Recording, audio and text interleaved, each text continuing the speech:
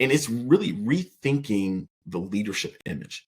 As we talked about earlier, reshaping this thought that leaders, the great leaders, just do it all because they work so hard and they work the longest hours. Not necessarily.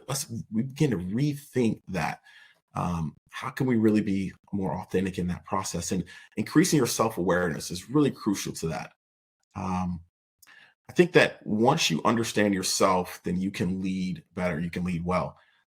I've done a lot of work over the years of really understanding how I operate. What are my nuances?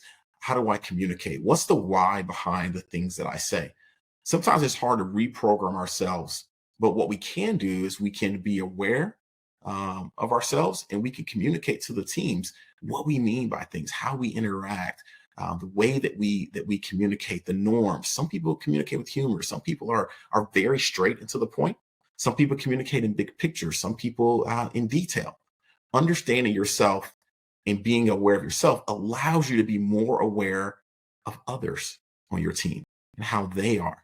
Because really authentic and genuine leaders are going to take the time um, to really not assess their values, their likes and their dislikes, but also those of the team, um, and be able to adapt to those around you in an authentic way.